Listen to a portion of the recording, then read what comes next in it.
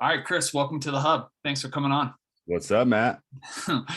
Long time no see, right? You Yeah, were dominating in basketball a couple of nights ago, which was which was kind of fun. yeah. We for my listeners, Chris and we met in college.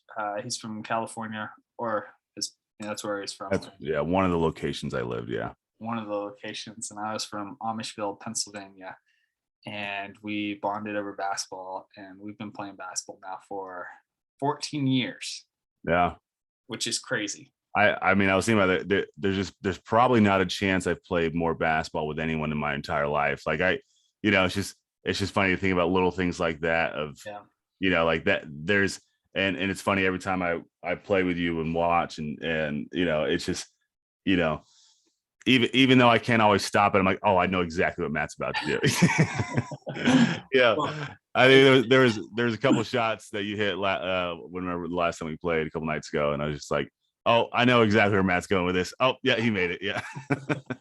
It's funny because out of the 14 years, probably majority of those we've been playing against each other. I know we do. So that we're playing with each other. Yeah, we do end up pitted against each other quite often, it seems. Which kind of sucks because it's like, if it's too bad we don't always play with each other, but it's because sometimes when we play with each other, it's like, wait, okay, so Chris does this, I do this, like how are we gonna Now, I mean, we did win Provo City League last year, so we've had a few good runs, and in our time as teammates. So that is true. Well, I really just am trying to pitch myself to be sponsored by Oncoor Marketing.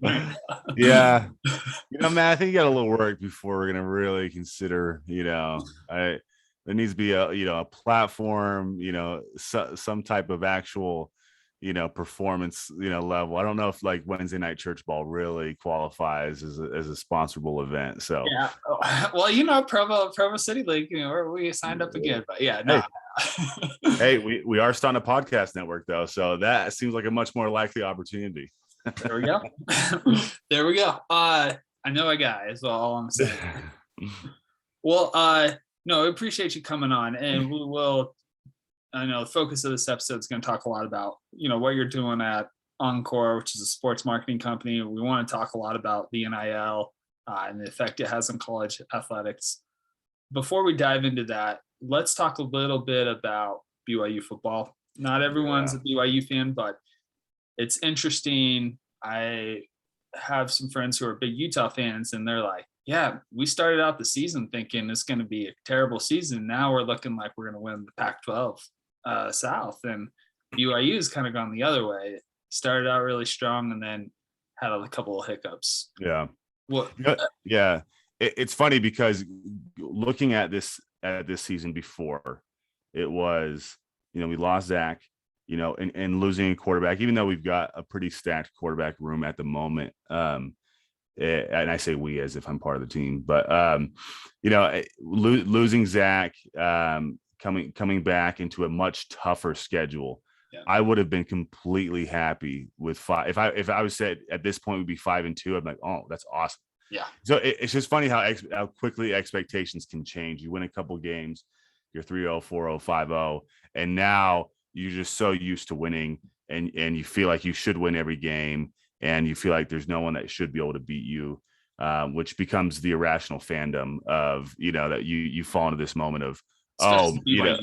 Yeah, and it's just, and I think it's just natural, right? Especially BYU, because as an independent, there isn't a lot to play for outside of trying to get to the best bowl game you can, and the incredibly small opportunity it would ever be to play in a playoff situation as an independent or a group of 5 team, which obviously no longer is going to be the case in a couple of years from now with the Big 12.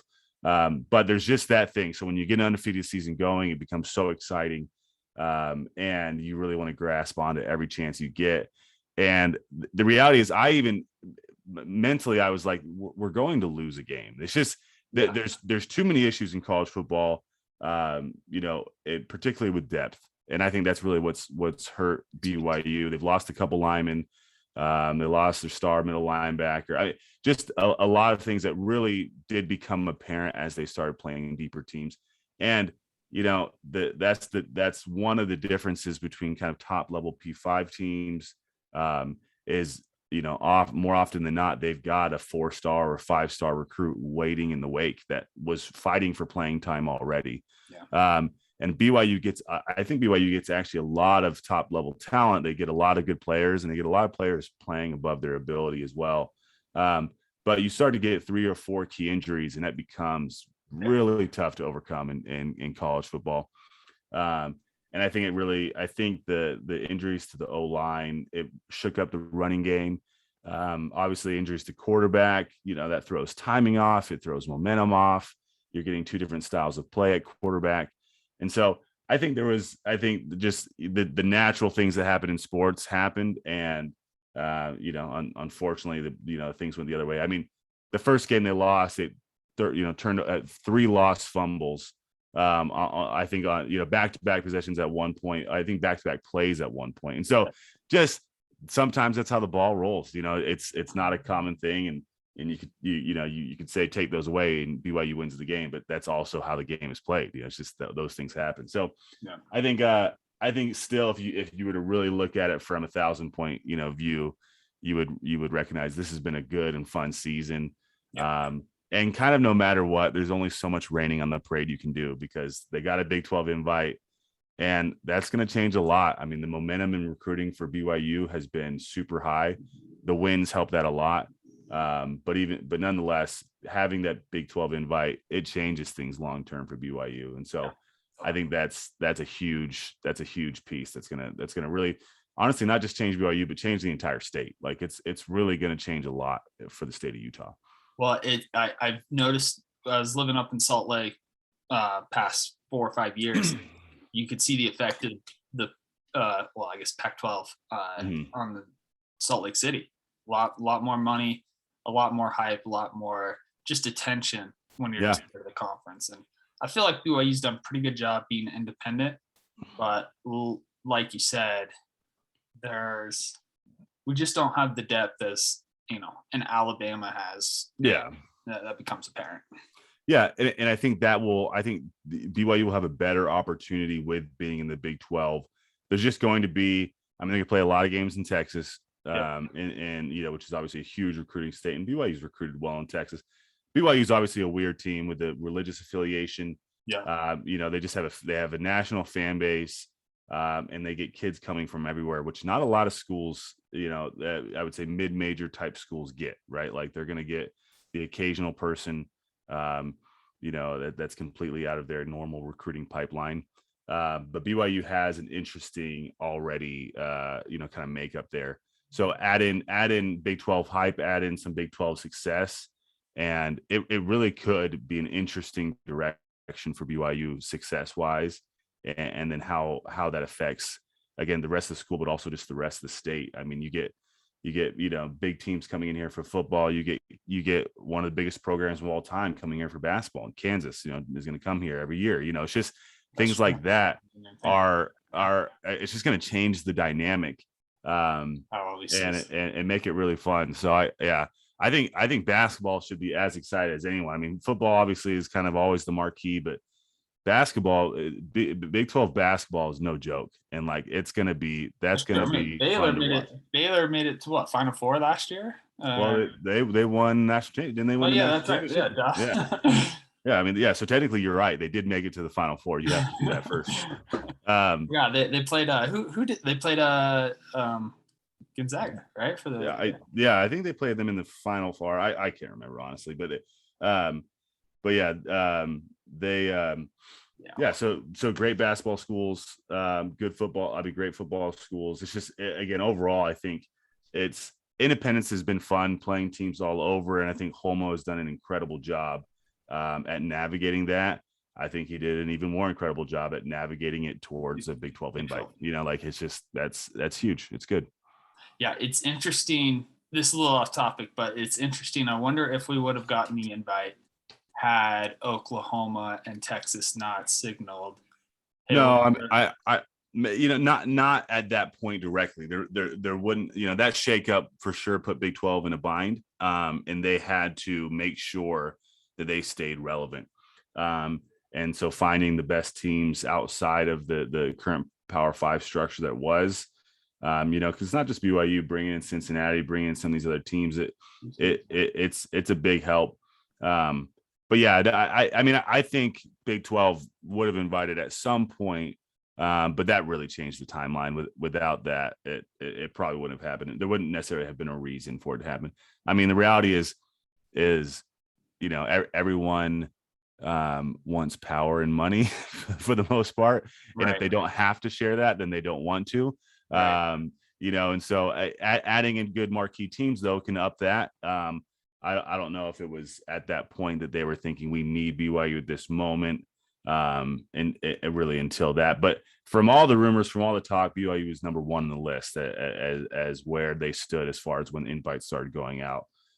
So I do think that it was going to happen at some point. I think, yeah, Texas and Oklahoma, really pushed that timeline up. Yeah, well, and I mean that got accelerated because Supreme Court ruling, NCAA reversed, said, okay, yeah, now you can make money on your name, image, and likeness, and all of a sudden it's like, okay, but not the floodgates, but kind of the floodgates of college football, and money has opened. So yeah, the landscape has definitely completely changed, and no one really knows how much it's going to change, right?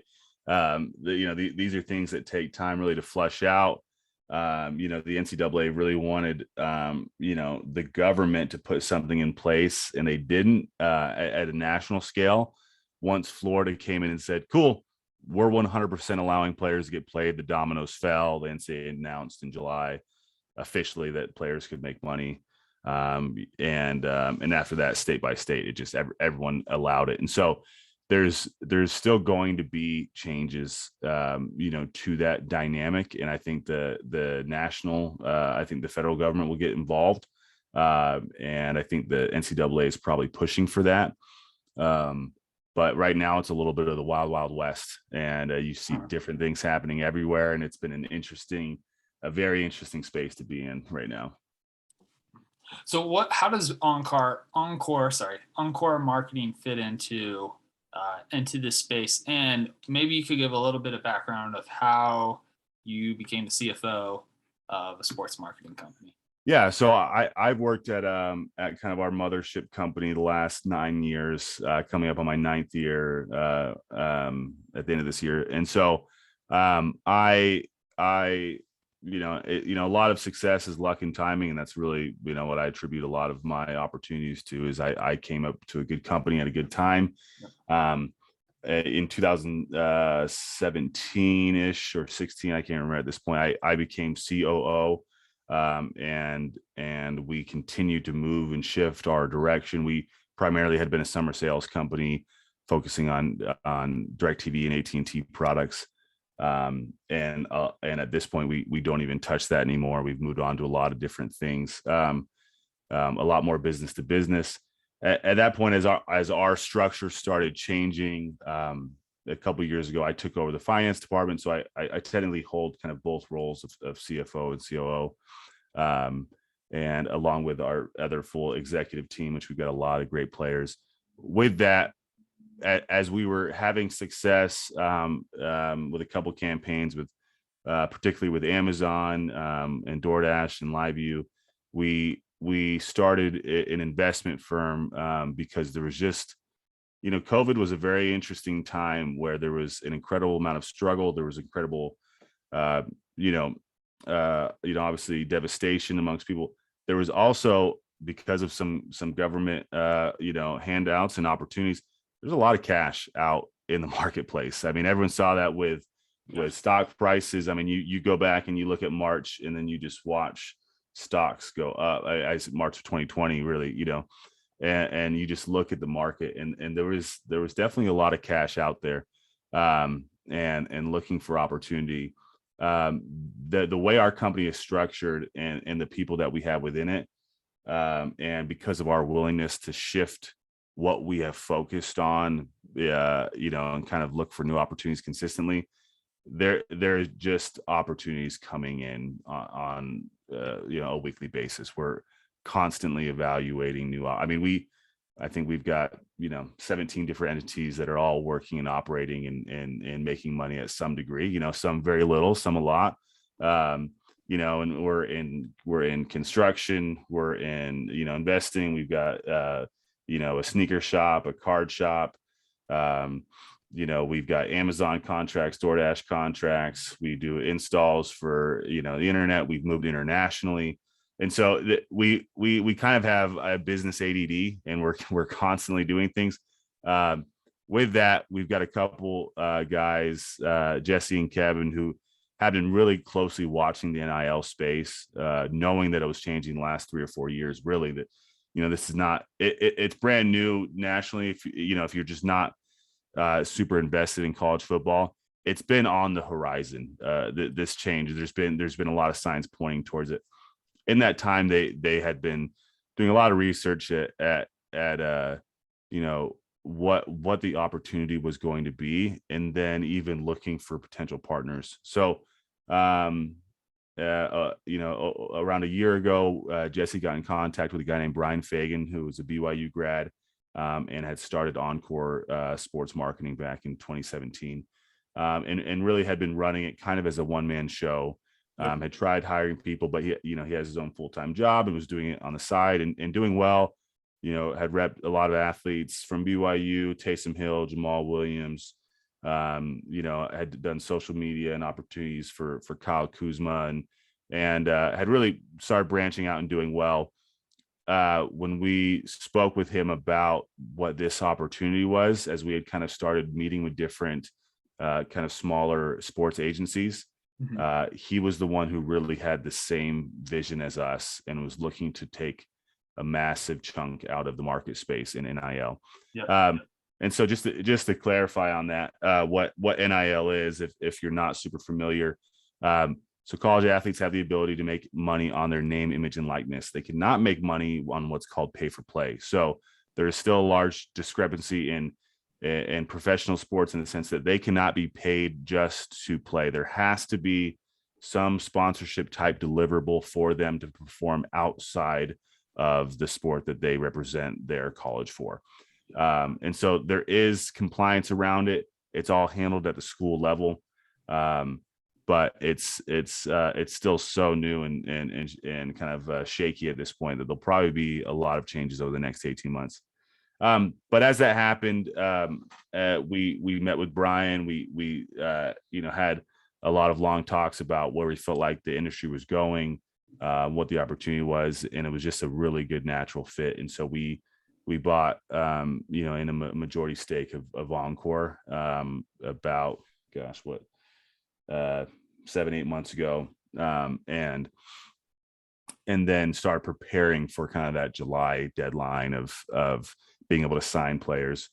And so, yeah, that was kind of the storyline of how Oncoor came about. Oncoor's been around for a while and doing well. And our investment group, we bought into it, and instead of really just infusing cash and letting Brian do his thing, a lot of this was we wanted to provide actual operational support. I think we're maybe a little bit atypical in most of the investments we do. We've done cash investments, we've done standoff opportunities, but I think there's a level of both confidence and maybe arrogance in our ability to do business, and so I think we like to be hands-on. I think we like to help out. I mean, I think if we like an idea and we see where we can help, it's not even that we want to take over creatively as much as if I have money out in the marketplace and I can actually affect it, unlike most of the stock market, I can say I'm a part owner in Nike, but I have very little opportunity to make any decisions there. Right. But I can in the investments that we've made for the most part. And so I think that we do look for people that are looking to grow their operation significantly. And this was one of those things, and he's been amazing to work with. And it's been a lot of fun. It's been a crazy couple of months, but it's been a lot of fun. Yeah, I've noticed that as the football season's kicked off, partly because I follow you, but a lot of athletes will say, "Oh, I just signed with Oncoor Marketing." I think Brenton Covey from the University of Utah. You have someone from Utah State. I think it's a basketball player. His name's like Bean or Justin Bean. Yeah. And then obviously a lot of BYU guys. So it doesn't seem like, even though the founder was a BYU guy, it seems like you guys are executing on the vision of capturing a large share of this market in Utah. So yeah, I think we've done a good job in Utah. I think actually someone on Twitter put together a list of what they could find on what people had published. I think we technically have the largest by individual athletes agency in the nation that's not supporting a specific university. And so we've got over 60 plus athletes. We've got athletes, University of Utah, Penn State, BYU, Idaho, Washington State, California. And so we've got athletes all over. We've also got Michaela Skinner, who's probably one of our biggest athletes, silver medalist in the Olympics. We've got downhill skiers, we've got wrestlers, we've got the reality is, as we moved into this space, there's both the sports marketing side, and there's also just the opportunity for influencer marketing, which is where a lot of companies are putting their money. I mean, the shift from traditional marketing to influencer marketing has been a huge market change over the last 5 years, and even more so during COVID, partly because of ease of marketing. I think a lot of production teams shut down. A lot of Hollywood in particular was closed down during that time. And it became as simple and beneficial for companies to get athletes in their home or celebrities in their home filming, box openings. There's just so much emphasis there. And so I think we've realized there's a ton of opportunity there. There's some athletes that maybe aren't, the best performing on the field, but they've got a personality. They know how to create a following. They know what they're doing online, and they're going to do well. And we've gotten some athletes opportunities and money who, maybe aren't even starting on their team, but they know how to market themselves. Like, the reality is, companies it's not just about if you scored 30 points last night. It's, are people watching you? Are they paying attention? Yeah. That's really what they're paying. They're paying for influence. And so there's a number of ways to do that. Athletes, the best way to do it, is to be good. I mean, that's the easiest way to catch people's eye. But if you know how to break into that space without even being a high performing athlete, there's going to be opportunity for you. It's less limited than I think people may think of. Oh, only the top 1% of these athletes are going to do well. There's backup kickers getting money. There's people that are finding opportunities to take advantage. And there's other people who are incredibly gifted and have still kind of been on the sideline, and it's just, it's definitely turning this side of it into business, which I know a lot of people are maybe up in arms isn't the right term, but don't love that part of it. Concern. Yeah. The reality is, this has been a business since day one. It's just been going to old people instead of young people. Like the money has been out there and it's been circulating in the same hands for a very, very long time. This is evening the playing field a little bit. I know there's a lot of universities concerned on multiple levels, concerned on, are they going to get the same amount of donations as they currently get? Are they going to get the same level of sponsorships they're currently getting? But they're also heavily concerned with, if their athletes aren't making enough money, they're going to lose recruiting battles. If you were considering going to one school and their top athlete made $16,000 last year, and the rival school he made $158,000, where are you going? If you think, I mean, it's just, this is why the dynamic is going to change. Now a lot of that happened already, just in paper bags instead of with contracts and legal and taxes. Right. And so it's kind of putting it above board for some of the schools that were, participating in those actions prior to NIL. Yep. But it's an interesting space to be in right now. It's been very fun to watch. Who's engaged, who's looking for. I mean, Justin Bean is a great example. He has done well. He's engaging. He's putting effort behind it. Chaz Ayu for BYU, same thing. Very engaging. He's been taking up multiple opportunities. He's got a podcast. He's got a vlog that, both opportunities that we brokered for him. He's got, merch coming out, which is going to be one of the biggest long-term things with NIL is merchandise. And so it's, I think there's a little bit of, from the outside perspective, that it's only going to be those top level kids. The reality is it's not. There's going to be opportunities for a lot of players to make money. Now, not everyone's going to make, over $10,000, but people can make a lot of money, and those top people are going to make significant money. Hey, a couple $1,000s while I was in school would, man, just to do a couple, Instagram posts sponsoring, my tacos that I always make, and showcase what kind of meat I use. I know. I've been all over at. And a lot of kids are super grateful. It's funny, man. We're not that old, but you realize you start talking to a lot of 18 to 23-year-olds in life and who are going through sports, and honestly, a lot of them who have been so dedicated to their sport, they haven't actually had a W-2 job. They haven't. They haven't worried. Dude, at this point, to be an athlete, these kids are starting at 8-9 years old on traveling teams, and it's crazy kind of where America's gone with sports, and the amount of time it takes. But and so it's both funny and humbling to kind of remember what it's to be like for that. And some kids have gotten very small deals, that's still incredibly impactful for them. And I think there's been a real side to us of we really want this to be a positive thing. There is already so much corruption, depending on who you're talking to in certain organizations like the NCAA or even at the university level. And it's one of those things that taking advantage of young kids like this who really haven't had a ton of life experience when it comes to financials, and it comes to taxes, and it comes to signing contracts. I mean, there's some groups. I think one of the things that we've done very purposefully was not make signing with Oncoor exclusive.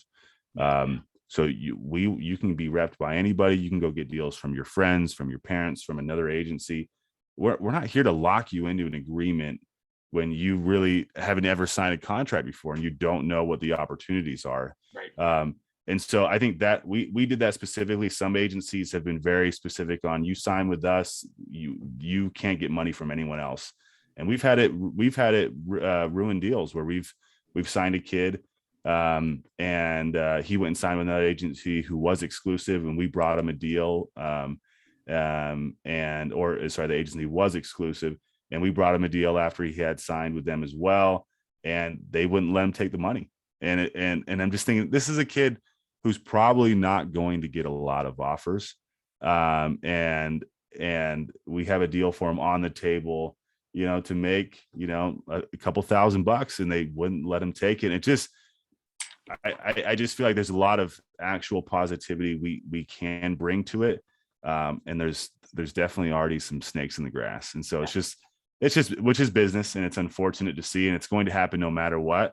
And I think those snakes will kind of get weeded out, right? Like that guy's gonna tell his friends, like, "Hey, I signed with this other sports marketing agency, and this is what happens." It's not a good.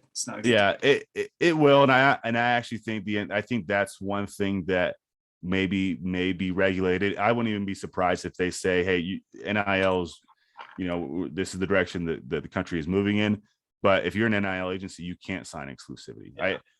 We'll see. Who knows where they go with it. But again, I think we've made some very purposeful decisions on, if we can get a kid money, great. Let's let him get money. And if he can get money somewhere else, awesome. That's like, I'm not going to hold a 19-year-old from getting a $500 check, because we're like, oh, we need our cut. It's just, there's enough room for everyone to do well and everyone to make money and still, help all these kids.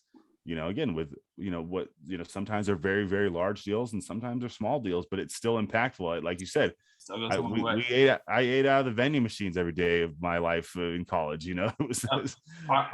Us getting together, all the core 9, when we used to get together, it was Wendy's, Yeah, and that was just really, it was a good day. I had to check the wallet first, Yeah, so I can't imagine having someone give me $1,000 for a social media post or for an event. It would have been life changing at that point. It I really would would have, have been. probably would have blown it on a bunch of dumb stuff, but still, it would have been, a good opportunity. I had two thoughts. One, I put on my economist hat and I see, hey, this is what happens when you not regulate, but you stand up, you allow the market to work. Mm. The regulation, I don't know why the NCAA had so much power, because they're not a government entity, they're just an association, but they basically had a monopoly. And like you said, a lot of this money was going to them. I think they earned like $2 billion in revenue last year before this. And then the coaches and the schools and all the athletes weren't getting paid. And there's a lot of strong feelings, but I'll just say, once you basically allowed the market to work, you got rid of this monopoly, you got rid of these kind of weird rules, and you allowed people who are, performing, who are working, to actually producing the sport, to get paid for what they're doing. I know we're not totally there yet, but all of a sudden it's like, oh, there's a lot of money out here. And the big concern I felt like was always the argument against, letting athletes win is like, oh, it's only going to be the top. Like you said, it's only going to be the 1% that get money. They're going to take all the money and the experiences. And usually this is the cases. There's a lot of money out there, and there's lots of opportunities out there. Well, yeah, there's a lot of money, and there's a lot of different reasons people want Right. want to do this. Like we work with companies that are very specific. They just want more sales, and so they want the most high profile athlete they can get. There's also a ton of people who love their school or love their small town school, and they want an athlete from Dixie because they're from there, and they want to sponsor a kid, and they wrestled growing up, and they want to sponsor the wrestling. Like there is, again, I think there's multiple realizations of like what happens, and you're going to see that every kid at Alabama, not every kid, but every starting quarterback at Alabama is probably going to make high six figures, if not seven figures. And honestly, at Alabama, the money that program brings in, whatever, like that's like that again. Talk about the market. And so, but there's other reasons that people are getting involved in this, and a lot of it is just because they're sports fans, and they want someone on the swimming team to have an opportunity because they swam 20 years ago, and now they're a business owner, and they would have liked if someone cared about their. It's just there's a lot of reasons that this is going to be more diverse than people think it will be, but that will for sure still happen. There are going to be very high numbers. But again, that's capitalism, and that's going to happen. The beauty of it, capitalism, the beauty of it is that now you have, like, a swimmer never would have gotten any money. Maybe they would have gotten a scholarship, but like never would have gotten any money before. And now at least they have the opportunity to. I think the fairness is in that it's there is an opportunity for all. And that's what I'm saying. You don't have to play the most visual sport. You don't have to be the best on your team.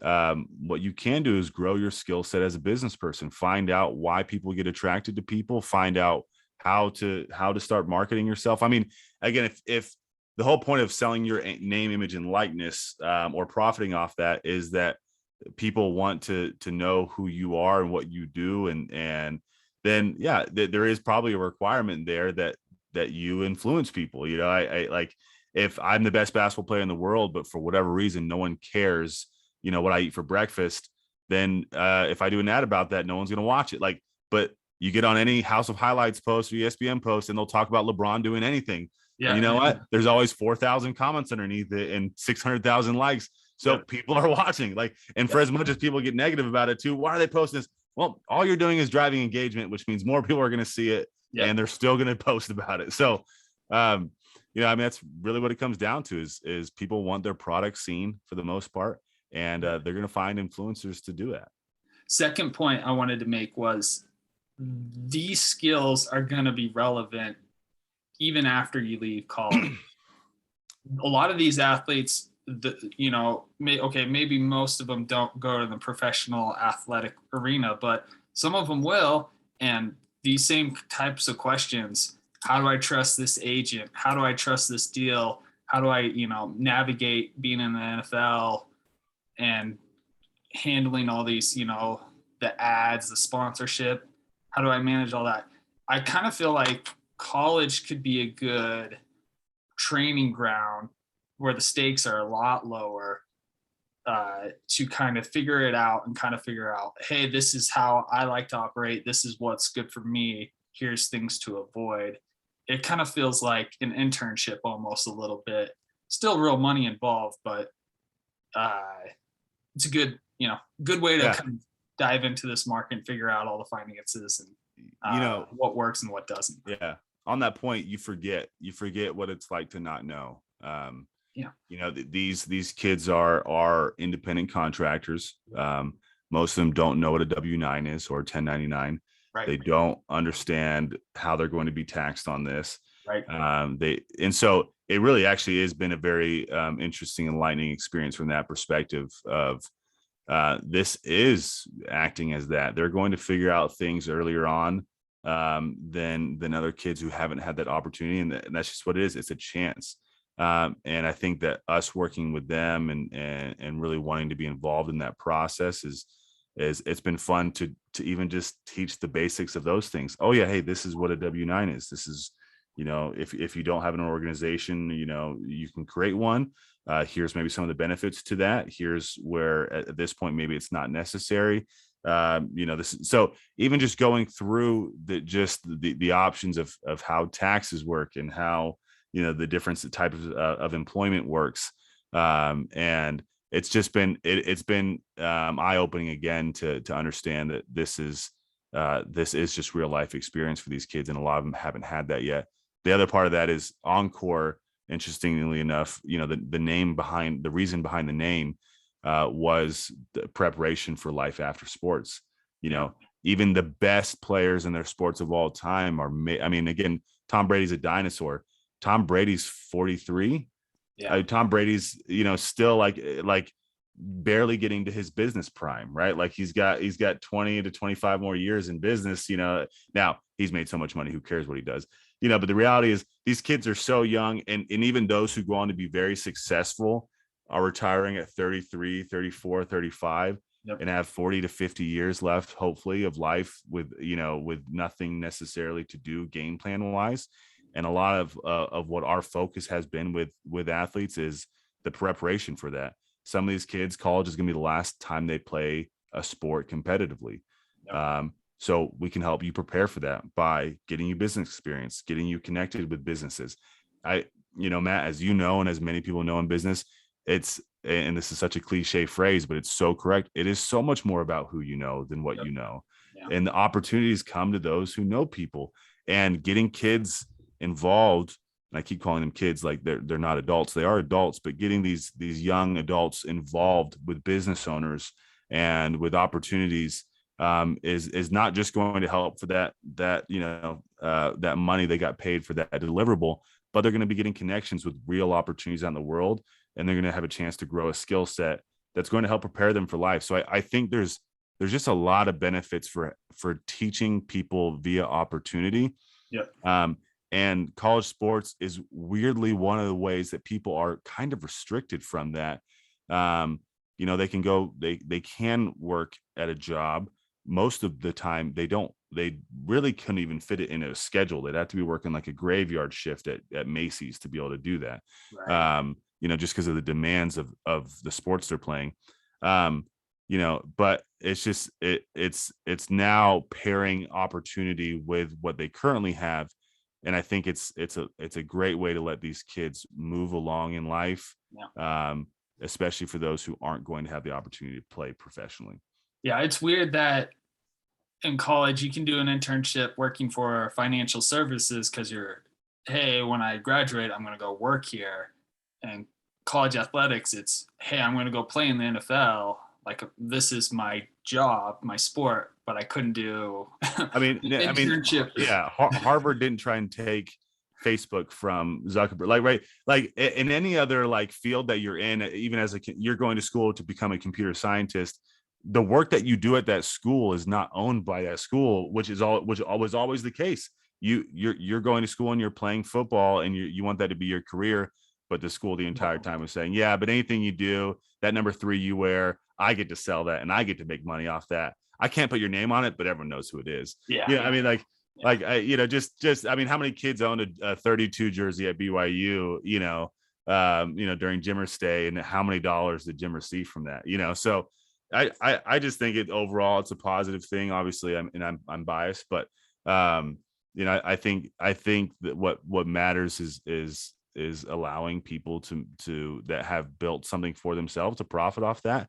Yeah, and then again, I think the experience is as if not as beneficial as the money, it's right up there of getting these kids the opportunity to enter the workforce from a different position and get them better suited for post school life. Totally.